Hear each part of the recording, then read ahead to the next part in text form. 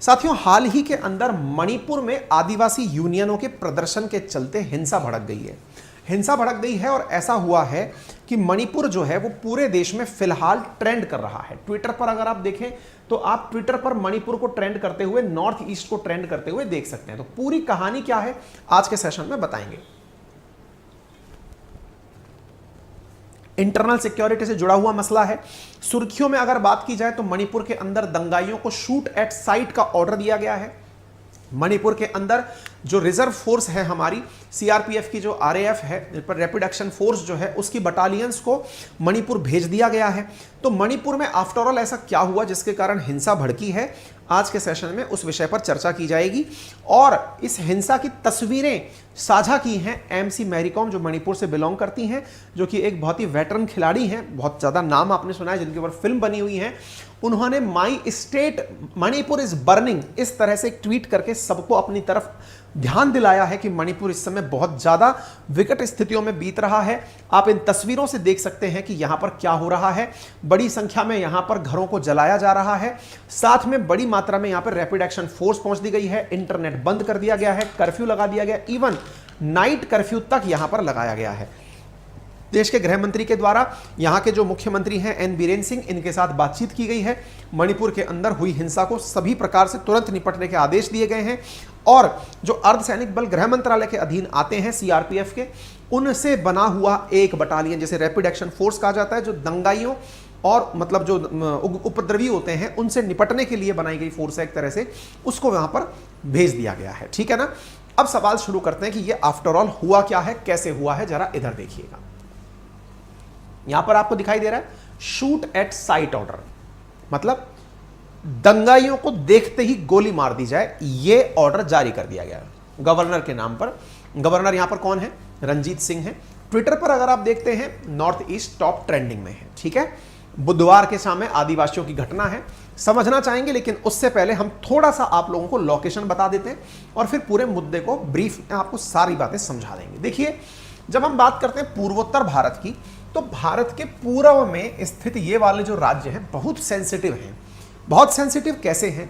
क्योंकि चारों तरफ ये जो क्षेत्र है ये हमारे दुश्मनों से घिरा हुआ है, और नहीं तो ऐसे क्षेत्रों से घिरा हुआ है जो अशांत हैं। जैसे अधिकांश हिस्सा इस पूरे नॉर्थ ईस्ट का चीन के साथ बॉर्डर बनाता है, बचा हुआ जो हिस्सा है म्यांमार के साथ बॉर्डर बनाता है, और तीसरा बांग्लादेश के साथ बॉर्डर बनाता है। यानी इन 7 राज्यों की अगर हम सीमा देखें तो एक तरफ भूटान, चीन, म्यांमार, बांग्लादेश, बांग्लादेश से निकल के आने वाले बांग्लादेशियों की समस्या, म्यांमार में चल रही अशांति के चलते यहां से आने वाले म्यांमारी लोगों की संख्या, और चीन से भेजा जा रहा यहां पर बड़ी मात्रा के अंदर देश को तोड़ने के लिए राशन सामान या फिर गोला बारूद, उन सब के चलते ये क्षेत्र एनी टाइम बड़े ही अशांत रहने वाली स्थिति में हुआ करते थे।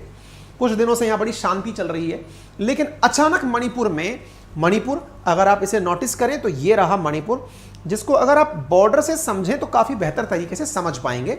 देखिए साथियों, मणिपुर का एक तरफ बॉर्डर साझा होता है आसाम के साथ, एक तरफ बॉर्डर साझा होता है म्यांमार के साथ। आप इधर देखें, यह आपको मणिपुर दिखाई दे रहा है, यह दिखाई दे रहा है, इसका एक तरफ बॉर्डर साझा हो रहा है आसाम के साथ, एक तरफ बॉर्डर साझा हो रहा है म्यांमार के साथ। मणिपुर की राजधानी है इम्फाल, इसके एक तरफ है नागालैंड और एक तरफ है मिजोरम। ठीक है, अगर आपने इस चीज को ध्यान से देख लिया कि इसके एक तरफ म्यांमार है, तो बहुत सी बातें तो आपके ऑटोमेटिक क्लियर हो गई होंगी कि म्यांमार के अंदर इन दिनों बहुत विकट परिस्थितियां चल रही हैं। क्या विकट परिस्थितियां चल रही हैं?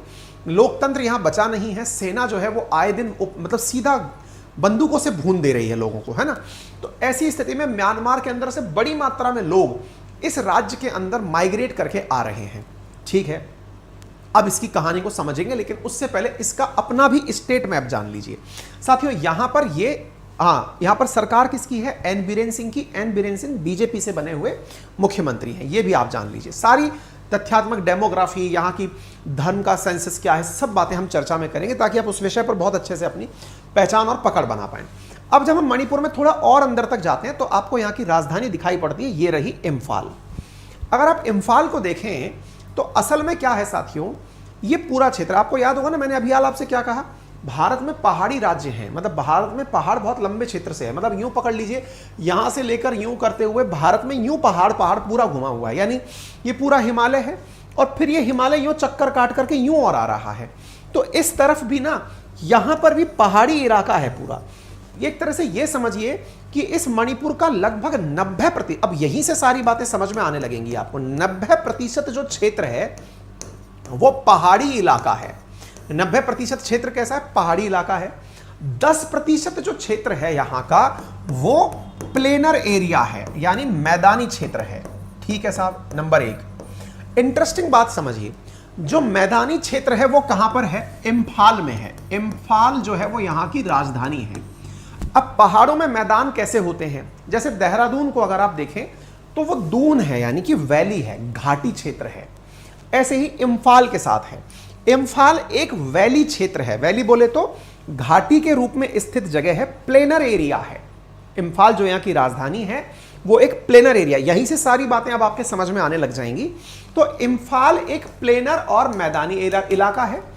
यहां पर बड़ी मात्रा में जो लोग रहते हैं वो एक विशिष्ट समुदाय से हैं जिनको हम मैती कहते हैं। MEITI, मैती समुदाय से लोग हैं। मैती यहां पर लगभग 53% अपना हिस्सा जनसंख्या का बनाते हैं। मतलब दोबारा समझिए, पूरा मणिपुर है, मणिपुर का 90% हिस्सा पहाड़ी है, 10% हिस्सा मैदानी है। उनमें से भी मैक्सिमम मैदानी क्षेत्र कहां पर है? इम्फाल में है। उस इम्फाल वाली जगह पर अधिकांश लोग कौन रहते हैं? मैती, जो कि पूरे मणिपुर का 53% है। मतलब अगर पूरे मणिपुर में 100 लोग रहते हैं तो 53 लोग इसी क्षेत्र में रहते हैं। अब आप इससे अंदाजा लगाइए, इम्फाल वाले क्षेत्र में रहते हैं। ठीक है, इतनी बात क्लियर हो गई। अगर हम धर्म की बात करें तो मैती हिंदू समुदाय से आते हैं, नंबर 1। और दूसरी बात, इन्हें मैती ब्राह्मण भी कहा जाता है। मतलब उन क्षेत्रों में इन्हें ब्राह्मण का दर्जा दिया गया है कि ये ब्राह्मण है। ठीक है, हालांकि इस क्षेत्र में ब्राह्मण वगैरह की इनकी मांग नहीं है या कुछ और ही चल रहा है। चल क्या रहा है अब मैं वो बताता हूं। चूंकि मेजॉरिटी यहां पर मैती है और वो इम्फाल में रहती है, लेकिन मैंने आपसे क्या कहा? इम्फाल में 10% तक का ही मैदानी क्षेत्र है, या यूं कहिए 7-8% का होगा, लेकिन कुल मैदानी क्षेत्र में अधिकांश कहां पर है? इम्फाल में है। यानी 53% जो लोग बाग हैं जो कि मणिपुर में रहते हैं वो केवल 10% भूमि का ही स्वामित्व रखते हैं। ध्यान से समझिएगा, अब यहीं से सारा खेला बिगड़ने वाला है। दोबारा सुनिए, मैती कहां रहते हैं? इम्फाल में रहते हैं। इम्फाल के अंदर, इम्फाल और इम्फाल के आसपास की जो घाटी क्षेत्र है उसमें रहते हैं। ये लोग रिलीजियसली हिंदू हैं। हिंदुओं की संख्या 53% है, लेकिन मैदानी क्षेत्र चूंकि 10% है तो 10% ही इनका क्षेत्रफल एरिया है। इतनी बात समझ में आ गई। बाकी बची पॉपुलेशन 47% है। ये 47% पॉपुलेशन ट्राइबल है, ट्राइब्स हैं। ये ट्राइब्स बोले तो आदिवासी हैं, जिनमें कुकी, नागा ऐसी ट्राइब्स हैं। मैं ट्राइब्स में दिखाऊंगा कौन कौन सी हैं। ये जो 47% ट्राइब्स हैं, ये अलग अलग ट्राइब्स बहुत सारे तरह से अपने गुट बनाकर रहती हैं। आदिवासी जो हैं वो अपने अपने गुट बनाकर यहां पर रहते हैं। उन आदिवासी के गुटों में मेजॉरिटी लोग जो हैं वो ईसाई धर्म की मान्यता रखते हैं। ईसाई धर्म की मान्यता रखते हैं। कुछ एक यहां पर मुस्लिम भी हैं, जो कि या तो बांग्लादेश से माइग्रेट होकर आए हैं, या म्यांमार से रोहिंग्या के रूप में आए हैं, या म्यांमार से म्यांमारी बनकर यहां आए हैं। ठीक है, मेजॉरिटी मैंने आपको बता दी, धीरे धीरे औरों के बारे में बता दी। इंटरेस्टिंग फैक्ट सुनिए। फैक्ट यह है कि ये जो 47% जो लोग हैं, इनके पास मणिपुर की 90% जगह का कंट्रोल है। यही इंटरेस्टिंग बात। दोबारा सुनिएगा, मणिपुर में कुल क्षेत्रफल मान लीजिए 100% है, 10% मैदानी क्षेत्र है, मैदानी पर मैती है, मैती के पास 10% क्षेत्रफल है, 53% जनता 10% क्षेत्रफल पर निवास करती है, और 90% जो क्षेत्रफल है उस पर 47% जनता का कब्जा है। इतनी बात समझ में आ गई। तो पहला कॉन्फ्लिक्ट जो आपको समझ में आना चाहिए वो क्या है? Land conflict. लैंड कॉन्फ्लिक्ट कैसे? यहां की जनता क्या चाहती होगी? जनता चाहती होगी कि हमारा ये जो 10% वाले जो जगह वाले लोग हैं, इन्हें लैंड अगर चाहिए तो क्या करना होगा? अब यहां का नियम सुनिए। नियम यह है कि यहां के जो पहाड़ी क्षेत्र हैं वो अकॉर्डिंग टू लॉ आदिवासियों से यानी शेड्यूल्ड ट्राइब से ही संबंधित हैं। दोबारा सुनिए, 90% के समझदार कौन? 47% लोग। 47% लोग कौन? ट्राइब्स। ट्राइब्स काय में आते हैं भारत के अंदर? एसटी में, शेड्यूल्ड ट्राइब के अंदर आते हैं। तो शेड्यूल्ड ट्राइब्स जो हैं उनके पास 90% भूमि है, पहाड़ों का अधिकांश हिस्सा उनके पास है। ऐसी स्थिति में इन लोगों की मंशा क्या होगी? मंशा होगी कि साहब हमें जमीन मिले। जमीन कैसे मिले? क्योंकि अकॉर्डिंग टू लॉ जमीन तो किसकी है? ट्राइब्स की है। इसलिए इन मैती लोगों ने कोर्ट में अपील की और कई सालों से इनका केस चल रहा है कि सर हमें भी ट्राइब्स ही माना जाए, हम मणिपुर के रहने वाले मैती हैं, हमारी भाषा ही मणिपुरी के नाम से जानी जाती है, जो भारत के ऑफिशियल लैंग्वेजेस में 22 भाषाओं में से एक भाषा है। आगे बात समझ में? आपको याद होना चाहिए इनकी ही भाषा है मैती भाषा, मणिपुरी भाषा, जो कि ऑफिशियल लैंग्वेज जो भारत की 22 हैं शेड्यूल 8 वाली, उनमें से एक भाषा है। क्लियर है? अच्छा, अब सुनिए, तो बोले सर इन्होंने कहां पर केस किया? हाई कोर्ट में। हाई कोर्ट से क्या कहा? सर हमें भी किस में शामिल किया जाए? ट्राइब्स में शामिल किया जाए। अब ध्यान से सुनना, मैती ट्राइब में आएगा, ट्राइब में आएगा तो ही तो जमीन पाएगा। ट्राइब में आने के और क्या फायदे हैं? शेड्यूल ट्राइब में आने पर नौकरी में भी रिजर्वेशन मिलता है, नौकरी में रिजर्वेशन मिलता है, कॉलेज में रिजर्वेशन मिलता है, सरकारी योजनाओं का लाभ मिलता है। वो अतिरिक्त चीज है। यहां पर असल में सरकारी नौकरी से ज्यादा जमीन की डिमांड है जो आपको समझनी होगी। अब इस जमीन की डिमांड को लेकर के मैतियों ने हाईकोर्ट में अपील दायर कर रखी थी। हाईकोर्ट का रिसेंटली फैसला आया है और हाईकोर्ट ने हाल ही में यहां की सरकार से कहा है कि जल्दी ही मैतियों को एसटी में शामिल करने की योजना बनाई जाए। दोबारा सुनिए, हाईकोर्ट ने क्या कहा है यहां की सरकार को कि मैतियों को ट्राइब्स में यानी शेड्यूल्ड ट्राइब में शामिल करने की योजना बनाई जाए। और सरकार से कहा है, एन बीरेन सिंह की सरकार से, कि आप ऐसी कार्य योजना बनाकर हमें साझा करें और केंद्र से साझा करके मैतियों को शेड्यूल्ड ट्राइब में साझा कर दें। तो अब बताइए, अगर ये लोग ट्राइब में साझा होंगे तो सबसे ज्यादा किन्हें दिक्कत होगी? आंसर है ट्राइब्स को दिक्कत होगी। ट्राइब्स कौन से? जो पहाड़ों पर रहते हैं। कितने परसेंट है वो? 43%। जो 47% जो ट्राइब्स हैं उन्हें दिक्कत होगी। क्यों? क्योंकि अब उनका हक मारा जाएगा। कौन सा हक? जमीन उनसे छीन सकती है, क्योंकि अब प्लेनर एरिया में रहने वाले लोग भी जमीन ले पाएंगे, नंबर एक। नंबर दूसरा, अब नौकरियों में भी मैतियों के द्वारा अपने द्वारा डिमांड की जा सकेगी। ऐसी स्थिति में उनका नौकरी के ऊपर रिजर्वेशन से भी हक मारा जाएगा। तो अब आप बताइए, जिसको दिक्कत होगी यानी कि जिसे यह लगता है कि मेरा हक जाएगा, वो कौन है?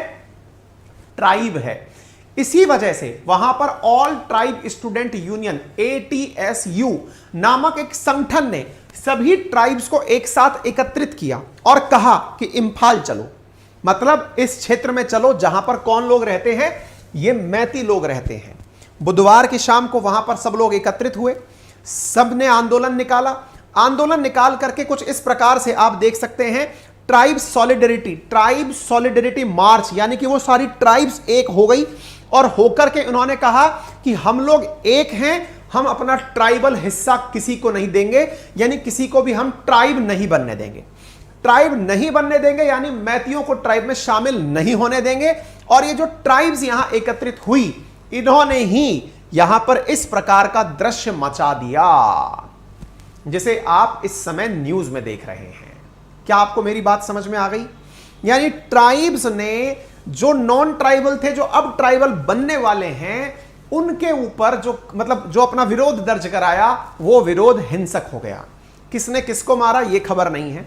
खबर यह है कि इस विरोध ने, इंपॉर्टेंट अनाउंसमेंट मैंने बुक्स का कर दिया, बैच का कर दिया, नेक्स्ट वीक तक सारथी बैच आ जाएगा।